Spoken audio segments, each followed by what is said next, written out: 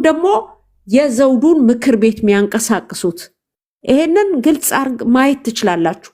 የራሳቸው ዌብሳይት አለ፣ ግቡና ብላክ ኤንድ ዋይት ማንበብ ይቻላል። ይሄኛ ደብቀን እኔም ራሴ በእንግሊዘኛ እዚህ የኔም ገጽ ላይ የእሳቸው ራሳቸው አፄ ኃይለ ሥላሴ 1942 የሰለሞን ዳይናስቲን በበላይነት እንዲመሩ የሰጡበትን ሰነድ ሁሉ ፖስቻለሁ። አሁን የልጅ ልጃቸው አድሶ ኦልሬዲ ከንጉስ ቻርልስ ጋር የተፈራረመውን ሁሉ ቁጭ አድርገናል። ፋንታውን ዋቄ ማለት እባብ ነው። አደገኛ ሰው ናቸው። በጣም ተምረዋል። የኢትዮጵያን ኦርቶዶክስ ተዋህዶ በርብረው ከኪሳቸው በላይ ያቋታል። ከሚያረጉት ከውስጥ ሱሪያቸው በላይ ያቋታል። እኚህ ግለሰብ አደገኛ መርዝ ናቸው። አውቆ ነው የሚያጠፉት። የአማራው ህዝብ ውርደትና ስደት እሳቸው ሳትስፋይድ ነው የሚያረጉት። ራሳቸውን ያረኩበታል። እውነት እሳቸው ወንጌል የሚያምኑ ከሆነ እሳቸው የሚያምኑት አምላክ እውነተኛ አምላክ ከሆነ ፖለቲከኛ ነው ሰውየው። እንዴ ፖለቲከኛ እኮ ነው፣ ሃይማኖተኛ አይደለም። ፖለቲከኛ እኮ ነው። ኦነግ እኮ አለ 40 ጉጉላ አልጨፈጨፈም ብሎ እኮ የተከራከረ ነው። 40 ጉጉላ ኦነግ ነው የጨፈጨ ራሱ አምኗል። በሚዲያ ላይ የህዋቶችም ከጀርባ ቢኖሩ ተጠቅሞ ኦሮሞን ጨፈጨፉ የሚታየው ያንን ጭፍጨፋ እኮ ኦሮሞ አይደለም ብሎ የካደ እኮ አየሽው አደጋኛነቱ። ፋንታውን ዋቄ ቀጥይ። እሱ ብቻ አይደለም ኦፕሬሽኑን የመራው ሰውዬ ሲሞት አልገደለም ብለው ክደው ቤተክርስቲያን ገብቶ የሚንቃትን ኢትዮጵያ የማያውቃትን ከሶማሊያ ጋር ተሰልፎ ከሲያድ ባሬ ጋር የወጋትን ኢትዮጵያ አምጥተው ቤተክርስቲያን ሰንደቁን አስከሬኑ እንዲለብስ አድርገው የሬሳ ሳጥኑ ጉዞ የፍታት እንዲደረግለት አድርገዋል። ማን? ፋንታውን ዋቄ።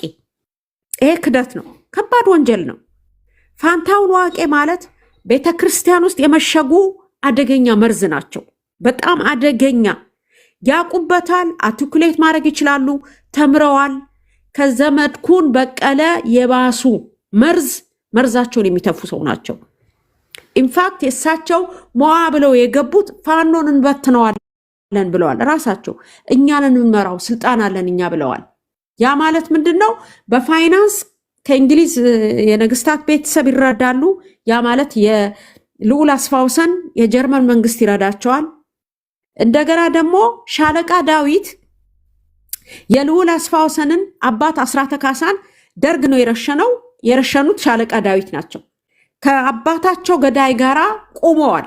አማራው ወደ ስልጣን እንዳይመጣ ልዑል አስፋውሰን አስራተ ካሳ 40+ ዓመት ጀርመን ቁጭ ብለው ይሄንን ነው የሚሉት። አማራ ወደ ስልጣን እንዳይመጣ ነው የሚሰሩት።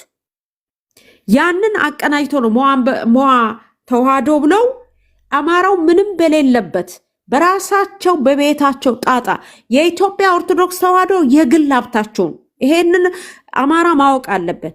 የግል ሀብታቸው ነው። ወስደህ ገንዘብን የምትሰጠው ለጠገቡ እንደ ጅቡቲ ወደብ $2 ቢሊዮን እንድትከፍል ያደረገ የኤርትራው ሻቢያ ለጠገበ ፈረንሳይ ስትከፍል ኖረ።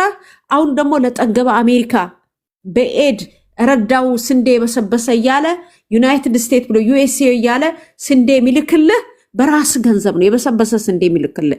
ይሄ ሁሉ የተበላሸ ፖለቲካ ስለተሰራብን ነው። ይሄ ሁሉ ውርደት ድምጥማጡ የጠፋ ፖለቲካ ስለተሰራብን ነው። ስለዚህ አሁንም ሞዋ ተዋህዶ የንጉሱ ቤተሰብ የነገስታቱ ቤተሰብ አልፎም የእንግሊዝ የንጉስታት ቤተሰብ የግል ሀብታቸው እነሱ ካልፈቀዱ ማንም ስልጣን ላይ መምጣት አይችልም። ስለዚህም ነው የኤርትራው መንግስት የኢትዮጵያ መንግስት መልእክተኛ ብሎ የኢትዮጵያ ሰንደቅ ላይ ለጥፎ አማራው ይዘህ የምትንከረፈፈው። ይሄንን እንድታቁ ነው። ቀጥል ሞጣችን ቀጥል። በጣም ጥሩ። አሁን ሚስጥሩ ምን መሰላችሁ? አመጣጡን ተመልከቱት። መጀመሪያ ፋኖ ሲደራጅ ዘመንም የለም ማንም የለም። ገበሬው እየተዋጋ ራሱ እየተደራጀ ባህር ዳር ተይዞ ነበር። ሮጦ የመጣ ሹልቃው መጥቶ ገንዘብ $4.8 ሚሊዮን ሰበሰበ። አንዴ እያመለከቱብኝ ነው። አንድ ጊዜ ኦኬ አየሽ ተነኳ